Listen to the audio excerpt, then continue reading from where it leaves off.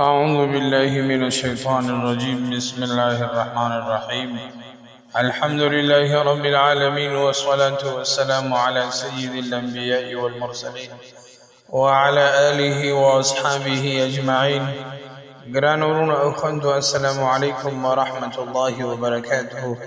نن مشتاق د الله تعالی د یو داسې مبارک نوم په اړه خبرې کوو د عزت وقار طاقت او روحاني برکتونو خزانه ګڼل کیږي.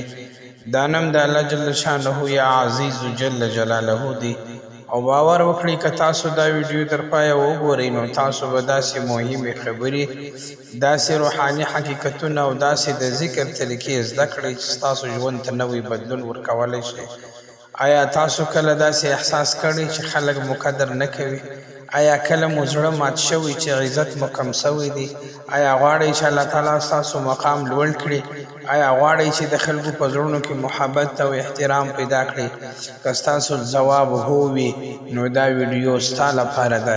ګران ورونو، په دې دنیا کې حقیقي عزت نه په مال کې دی، نه په مقام کې دی او نه په قدرت کې دی، بلکې حقیقي عزت یوازې د الله تعالی په لاس کې دی. الله تعالی فرمایي چې عزت یوازې د هغه لپاره دی او هغه چاته ورکوي چې غواړي. العزیز د الله تعالی له نن یو شکر نومونو څخه یو نوم دی.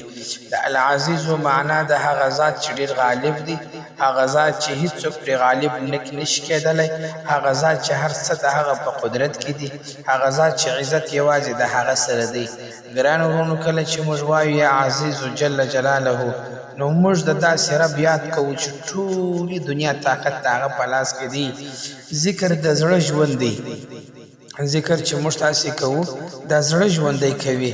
کله چې بنده د اخلاص سره د الله تعالی نومونه یادوي نو زړه نرمیږي، ذهن یې آرامیږي، ژوند کې برکت راځي، مشکلات یې په سوکه سره ختمیږي. خو مهمه خبره دا ده، ذکر یوازې د ژبې حرکت نه دی، بلکې دا د زړه تړاو دی د خپل رب سره. عزیز جل جلاله د انسان په زړه کې امید پیدا کوي او انسان ته دا یادوي چې حقیقي عزت یوازې د الله جل جلاله سره دی. د علماو او روحاني تجربو مطابق کله چې یو انسان د اخلاص سره د یا عزیز جل جلاله ذکر کوي، د عزت احساس په ژوند کې زیاتیږي، د خلکو د بد نظر اثر کمیږي، د زړه کمزوري ختمیږي، د اعتماد کانفیډنس احساس قوي کیږي، د مشکلاتو په وړاندې صبر پیدا کیږي په دې انسان کې.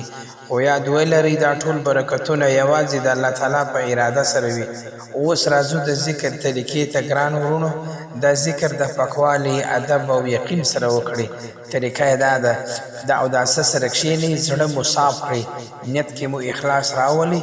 اول دوره 11 واره درود شریف ووایاست صلی الله علیه وسلم، او بیا یا عزیز جل جلاله 41 واره یا 100 واره یا 314 واره د خپل وس مطابق. 41 واره، 100 واره، 314 واره، هر عدد چې درته اسانه و دا د خپل توان مطابق ووایه. وروسته بیا 11 واره درود شریف ووایه.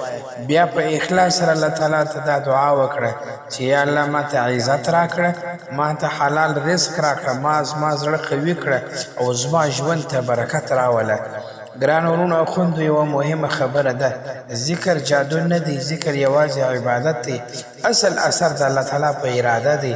نو لمونځ مه پرېږده، حلال ژوند وکړه، صبر وکړه او په الله باندې توکل وکړه. دا الفاظ چې مې درته ذکر کړ دا د دې ذکر تاثیرات ډېروي، دا ذکر قبولیت ته رسوي. په دې ذکر باندې ستا مقصد بیا ژر کېږي، په دې ذکر باندې ته خپل مقصد او هدف ته ډېر ژر رسېدی سې. که چیرې ته د لمانځه پایبندي ورسره وکړې، حلال ژوند پایبنده وکړې، صبر وکړې او په الله باندې توکل وکړې. که تاسو رښتیا عزت غواړئ نو د الله اطاعت وکړئ، د والدینو احترام وکړئ، د خلکو سره ښه چلند وکړئ او د الله نومونه ډېر یاد کړئ.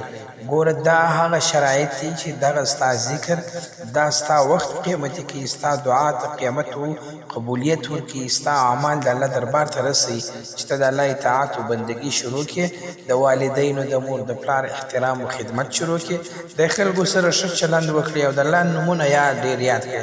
ځکه عزت هغه ته ورکول کېږي چې د الله طرف ته رجوع وکړي. ګران ورونو او خویندو، که دا ویډیو ستاسو لپاره ګټوره وه نو لایک چینل سبسکرایب او د نور سره هم شریک کړئ او هیر نه کړئ هر ورځ لږ تر لږه د زړه سره ووایاست یا عزیز جل جلاله الله تعالی دې موږ ټولو ته حقیقي عزت ایمان برکت او کامیابي را نصیب کړي آمین یا رب العالمین. السلام علیکم ورحمة الله وبرکاته.